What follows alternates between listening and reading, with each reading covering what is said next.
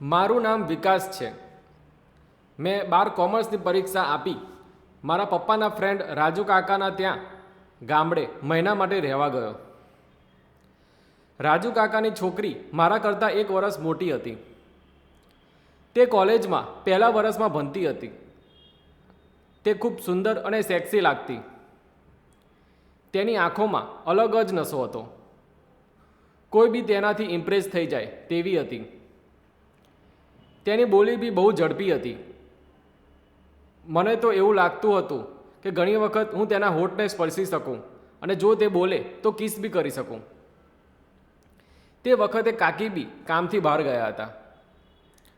કાકાને તેમના કામ માટે ઘણી વખત 2 અને ઘણી વખત 4 દિવસ માટે બહાર જવું પડતું. મને તેમની છોકરી રિયા જોડે બોલવામાં કોઈક વખત શરમ આવતી. મને વાત કરતાં કરતાં ભારે લાગતું. તે બહુ હોશિયાર હતી. તેની બોલી સરસ હતી. કોઈ તેની સામે વધારે ના બોલી શકે. એક દિવસ સવારે ભૂલથી મેં બાથરૂમનો દરવાજો ખોલી દીધો. મેં જે જોયું તે જોઈ હું દંગ રહી ગયો. મેં રિયાને સ્નાન કરતા જોઈ. પછી હું ગભરાઈ ગયો અને તેને બંધ કરી દીધો. મેં પછી જ્યારે તે રસોડામાં ગઈ ત્યારે મેં માફી માગી. તેને કીધું કે તું આ ભૂલી જજે અને બાથરૂમનો દરવાજો હવે આ રીતે ના ખોલતો. પછી અમે ચા નાસ્તો કર્યો. કાકાએ અમને કીધું કે તે નીકળે છે અને રાત્રે મોડા આવશે. તમે તમારી રીતે રહેજો અને ટીવી જોજો. અમે માની ગયા. અમે નાસ્તો કરતાં કરતાં વાતો કરી. થોડા હળવા થયા. મને તેનું શરીર યાદ આવવા લાગ્યું. તે બહુ સરસ હતું. મારી લાકડી મોટી થઈ ગઈ. મને હવે તેની જોડે આવવાની ઈચ્છા થઈ પણ મેં કંટ્રોલ કર્યો. પછી અમે અમારા કામમાં લાગી ગયા. પછી બપોરે અમે જોડે બેઠા અને વધારાની વાતો કરવા લાગ્યા. ધીમે ધીમે અમે નજીક આવ્યા. તે મને ભાવ આપવા લાગી. સાંજ પડી ગઈ હતી. અમે રાત્રિ ભોજન કર્યું. પછી કાકાનો ફોન આવ્યો કે તે આજે નહીં આવી શકે. તેમને મેળ નહીં પડે. તે કાલે આવશે. રિયા તણાવમાં આવી ગઈ. પછી અમે સૂવાની તૈયારી કરવા લાગ્યા. તે તેની રૂમમાં ગઈ અને હું મારી રૂમમાં ગયો. મોડી રાત્રે તે મારા રૂમમાં આવી અને કહ્યું કે મને બહુ ડર લાગે છે. હું તારી જોડે સૂઈ શકું? મેં હા પાડી. હું ખૂબ ખુશ થઈ ગયો. પછી હું ધીમે રહી હું તેની નજીક ગયો. તેને પછી તેની પીઠ મારી બાજુ કરી. મેં ધીમે રહી મારો હાથ તેના કમર પર મૂક્યો. તે કંઈ ના બોલી. પછી હું તેની કમર ફેરવવા લાગ્યો. તે મજા લેવા લાગી.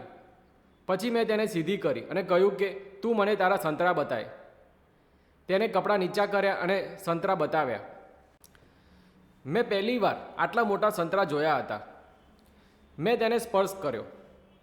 તે બહુ નાના નહોતા અને બહુ મોટા નહોતા. તે મારા હાથમાં એકદમ ફિટ થઈ ગયા. મેં પછી ચૂસ્યા. તેનો બી આ પહેલો અનુભવ હતો. તે ખૂબ શરમાઈ રહી હતી પણ મેં તો બરાબરના ચૂસવા લાગ્યો. તેને મજા લીધી. તેને કીધું કે ધીમેથી ચૂસ, મને વાગે છે. તે ઉત્સુક થઈ ગઈ. પછી મેં તેનો ગાઉન ઉતારી દીધો અને ગુફામાં આંગળી નાખી. તેની ગુફા પહેલેથી ભીની થઈ ગઈ હતી. ટીવીમાં ક્રિકેટ મેચ ચાલતી હતી. અમે પણ ખૂબ ક્રિકેટ રમ્યા. તેને પણ મને ખૂબ ટક્કર આપી.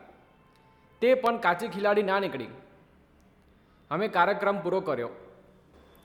બીજા દિવસે કાકા ફરી બહાર ગયા અને કીધું કે રાત્રે હું આવીશ.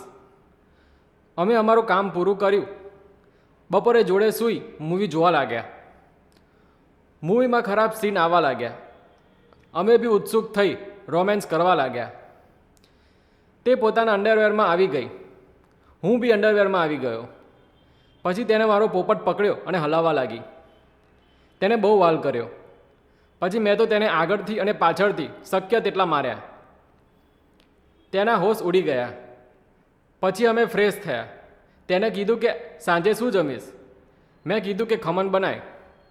તેને પછી મારા માટે મસ્ત ખમણ બનાવ્યા અને અમે જોડે ખમણ ખાધા. અમે પછી એકબીજાને વચન આપ્યું કે અમે જોડે જ લગ્ન કરીશું. તો જો તમને આ વિડીયો ગમ્યો હોય તો આ વિડીયોને લાઈક અને ચેનલને સબસ્ક્રાઈબ જરૂરથી કરજો.